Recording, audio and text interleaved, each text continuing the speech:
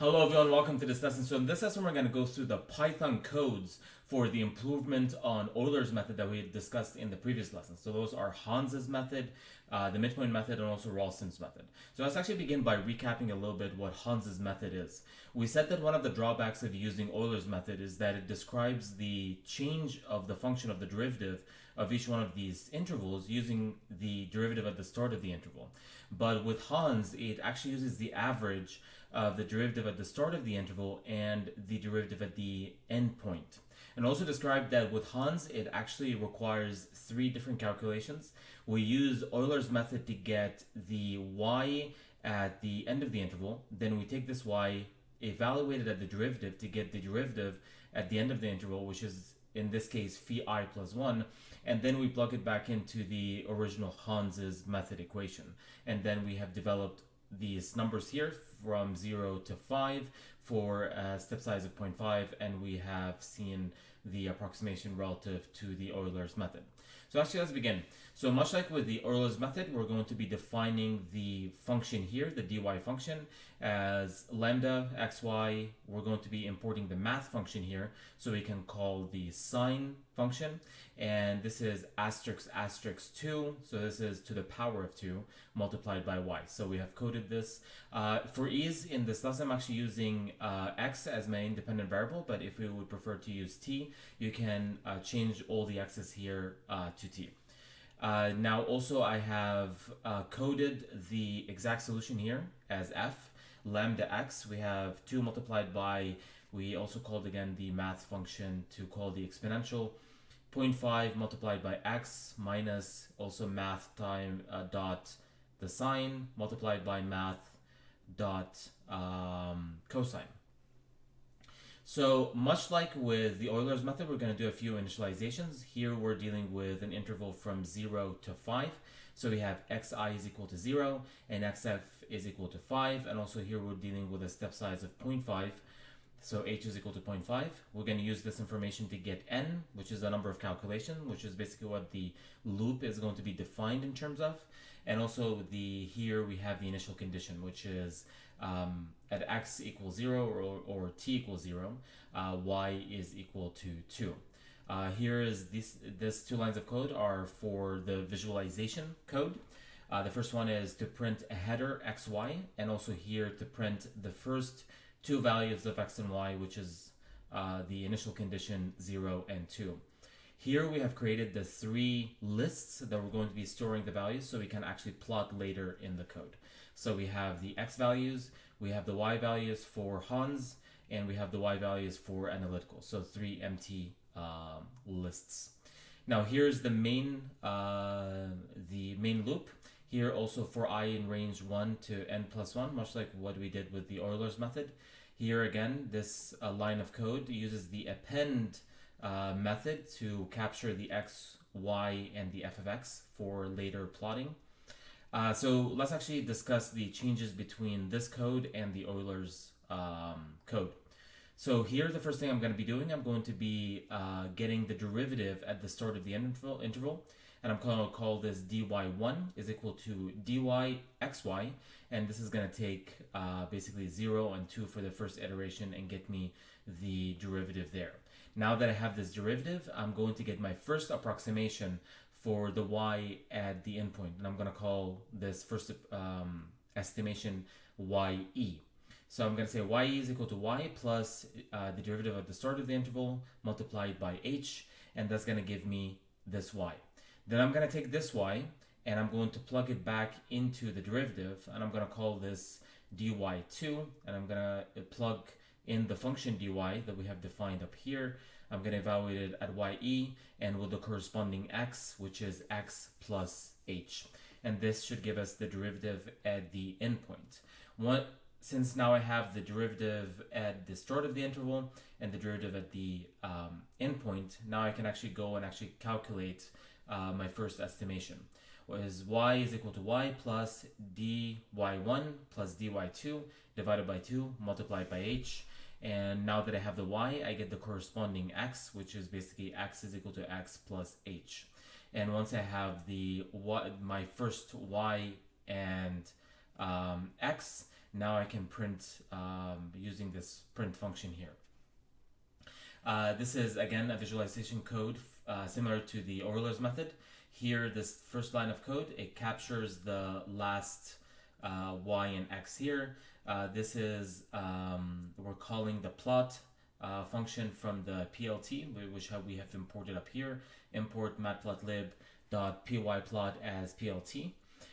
We have evaluated the x values versus the y from the Heuns. I defined here the Heuns as red circles, solid red circles, and also here x versus the y analytical for comparison. Here also I have the legend, the first x and y, I'm gonna give him Heuns, and also the second I'll call him analytical, and I labeled x and y. So actually let's run this and see what it's gonna do. I'm gonna run this package, run this, and actually run this. All right, perfect. So here we have the x values from 0 to 5 with increment of 0.5, and we have here the y values. So let's actually compare these compared to the ones that we got in the previous lesson. So we have 2, 2.11, 2.65. So we have 2, 2.11, 2.65. The last one is 25.65. Here we have 25.65. And you can see from the graph, we have here the analytical versus the Heuns's method. So you can see amazing estimation for this. So very, very simple code. If you there's one difference that I want you to see as opposed to the Euler's method is that when we came to do the Euler's method, I actually just, for this main equation, just evaluated the function within this line of code. But since I am going to be using the derivative at the start of the interval, I wanted to store it within dy1 so I can call it easily back here. So first line of code, calculate dy1, use dy1 to get the first estimation of the y at the end of the interval, get the corresponding dy2, then use dy1, dy2 to get your estimation. So this is Heuns's method. So given that we are done with this, let's actually go to the next one, which is the midpoint method, which is going to be very, very simple because the only difference is now we're just evaluating the derivative at the midpoint. So let's actually see what the difference between the Heuns and the midpoint. Now the initialization is the same. We're still doing from 0 to 5 with an increment of 0.5. We calculated n. Here's the initial condition. Those are the two lines of code for the visualization. And also let's go here. This is still the line of code to capture the x, y, and the f of x. So let's see where the difference is. We're still here calculating the derivative at the start of the interval. Here we're getting the derivative at the midpoint. So I'm going to call this ym, and to get the derivative or the y at the midpoint, all you need to do is really define the step size by h divided by half, right? So here we have what the approximation of the y is at the midpoint, and given that we have the y at the midpoint, we plug it into the derivative function relative to the midpoint y, which is x plus h divided by 2, and that's going to give us the derivative at the midpoint. And now that I have the derivative at the midpoint, now I can create the actual midpoint method equation. Y is equal to y plus dym multiplied by h. Now that I have the y, I get the corresponding x. X is equal to x plus h, and I print x and y here for the table. Now again, this is the visualization code. This is to capture the last x and y. This is for plotting. This is the legend, and this is the xy label. So let's actually run this. All right, excellent. So here x 0 to 5, increment of 0.5. Here's the y, 2, 2.06, 2.57. Let's see. 2, 2.06, 2.57. The last line is 25.76. 25.7, and if we round this, becomes 6. So we got the exact same answers that we've seen in the previous lesson, and you can see here really excellent approximation for this function between 0 and 5. And again, you can see this is not much different for what we've seen with the Heuns. So they're giving very similar answers again because both of them use two derivatives to approximate how the function is changing for each interval. So let's actually go to the last method I'm going to be describing in this lesson, which is the Ralston method. And it's going to be, again, very simple, given that we have discussed the midpoint and the Heuns.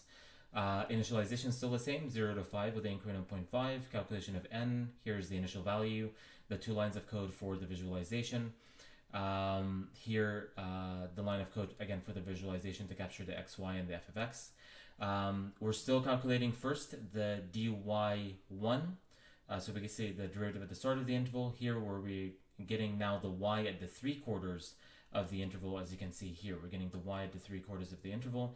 And to do that, you just define the step size in terms of 3/4. So 3/4 multiplied by h. So as we see here, y at 3/4 is equal to y plus dy1 multiplied by 3/4 of h. Now that I have the y at 3/4, we plug it into the dy function. Y 3/4 corresponding with its x value, x plus 3/4 h, and now we have the derivative at 3/4.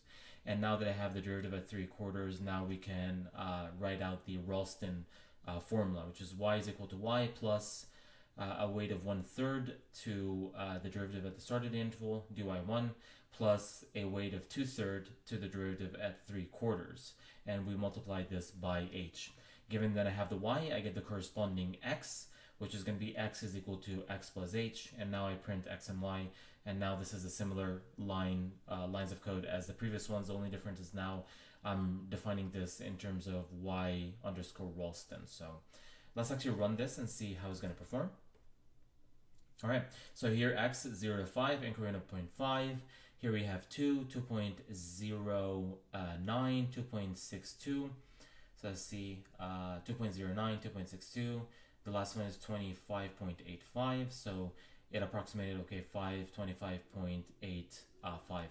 And you can see still excellent approximation for this function between 0 and 5. And again, very similar to the midpoint, and also very similar to the Heuns. In this lesson, we have learned and we have presented 3 codes, one for the Heuns, one for the midpoint, one for Ralston, and you saw that they're very, very simple codes, not very much involved. The only difference is the introduction of the 3 calculations or so that we make for each interval. Here we calculated the derivative at the start of the interval. We plugged it into get y, and using y we get the second derivative that we're interested in, and we plug it into the final equation. And we saw this pattern in the midpoint method, and we saw this pattern into the Ralston method. So the only differences between these is just your choice of derivatives and how you combine them to represent how the derivative is changing in each one of these intervals.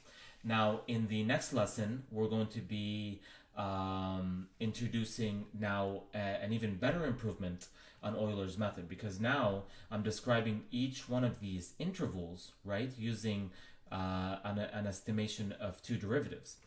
So what about if I use 3 derivatives? Would that even give me even a better approximation? So we're going to be examining this conceptually in the next lesson, and of course in the lesson after that we're going to be developing the code for that.